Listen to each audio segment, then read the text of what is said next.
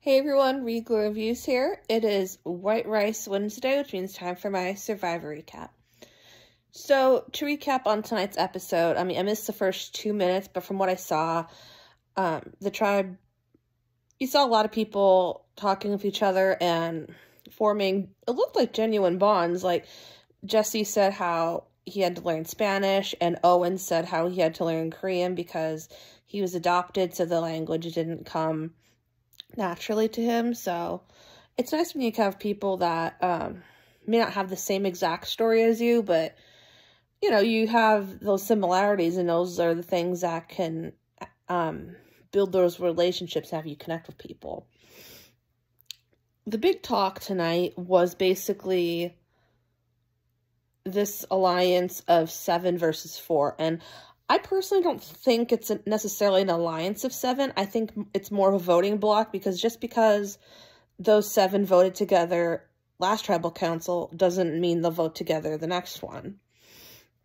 Who knows? They very well may. This very well could be the final 7. Even Cassidy was like, this could be the final 7. If they're loyal enough and they stick together, it very well could be. So, there was also talk who the next vote should be, because for conversation's sake, if that 7 stays together, they have the number, they have the powers, they could get rid of anybody they want to and just pick off the alliance of 4 one by one. There's talk of getting rid of Owen. 1, Owen's likable, and 2, he's very wishy-washy and is, I wouldn't necessarily say wishy-washy, but, he's a threat because he's kind of like under the radar, and yeah, basically like that. And Janine, for obvious reasons, because she was associated with Ellie. I feel like Janine's going to have a very hard time in the game, 1, because of her role in going through Gabler's bag and being associated with Ellie, and 2, because of the scrambling last week to give your advantage to this person and that person, and same thing with the idols. The consequence of that is Janine gave her idol to Dwight, and Dwight was voted off, so now Janine's idol's gone. And that made me think, is her idol back in the game now, or what? Could somebody go look for it? We don't know. So the immunity challenge was simple in concept, but it's very hard to do. So basically they had to balance this ball on this stick, and after every 5-10 minutes they had to add another stick, making it very hard to balance. And Jeff made them a proposition. They have a bag of rice to, if they ration it, can last the rest of the game if 5 people were to step out. And it didn't look like anybody was going to step out at first, and most of the alliance of 7 chose to step out of the challenge so they can have a bag of, so the tribe can have a bag of rice. I'm thinking to myself, are you fucking kidding me? I would not step down the challenge. Like, I like to gamble, I like to go to a casino and everything once in a while, but in the game of Survivor, you don't want to gamble. You want a sure thing. On the other side of that, one might argue, well, if you stay in the challenge, there's no guarantee you'll win immunity. But if you opt out of the challenge, you're vulnerable. Like, you have no shot of immunity then. Like, you get basically gamble your shot in the game, and I'm not getting voted out over a bag of rice.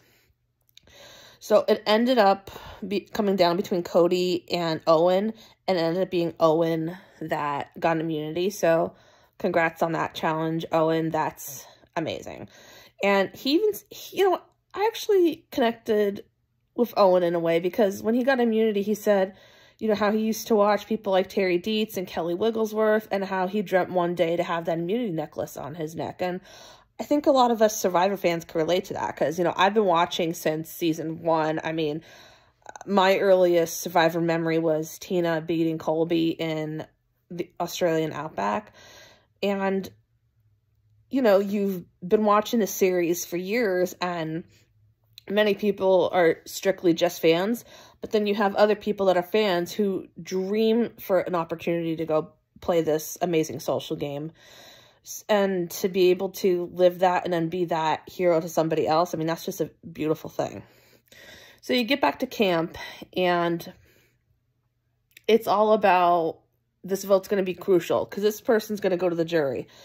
And there's some names being thrown out. Janine is an obvious name for, you know, obvious reasons. And then Ryan's name's also being thrown out. And I don't get that one at all because for one, he seems like he's similar to Ozzy, but the difference is he's not arrogant like Ozzy. Like, Ryan is wickedly good at fishing. Like, he's providing for the tribe. The reason they want to vote him off is because they think that he's not making very many relationships and connecting with people, so he should go. I'm like, I wouldn't think that would make him a threat, though. Like, if he's not connecting with people, then he's not, like, controlling anything. So, and I would think that he'd be a person that would go along with any vote. So, I would think he'd be useful. I personally thought, you know, Sammy would be in trouble because it seems like he's trying to control everything. And the more I see Sammy, I mean, I don't have a problem with him, but the more I watch this season, it seems like Sammy's going to be an obvious threat. And he wants to make a big move. He's basically being a double agent because even though he went with the 7-person alliance last tribal council, he wants to keep his options open. And he said for his game, it might be best for him to go with Janine and Owen and Gabler. So he wants to make a big move and basically show his dominance. So there's talk of, like, who should they vote out? And it looks like it's either going to be Ryan or Janine. And people are saying, you know, it doesn't make, for the reason I said, it doesn't make sense to get rid of Ryan. But then they also want to get rid of Ryan because the girls are being picked off one by one. And then let's just say if Janine gets voted off, the only girls that are left are Carla, Cassidy, and Noelle. So if the guys band together, they could vote the girls off one by one. And so I don't know who's going to go home. So he gets to tribal council and it was pretty mellow. I thought it was going to be pretty dramatic and it was pretty mellow. They're talking about the challenge and then also to, you know, what kind of game you're playing at this point of the game and how important the vote is and everything. And it ended up being Janine that got sent home. And I like to think of that as karma because that is exactly what you get for, one, being in a pair, which is a rookie survivor mistake, and then also being caught going through Gabler's bag and lying about it. Like, and also making big moves too early in the game. So, yeah, I'm very happy that Janine got sent home. I'm not happy that another girl is gone, but I'm happy Janine went home. I think they made the right decision between Janine and Ryan.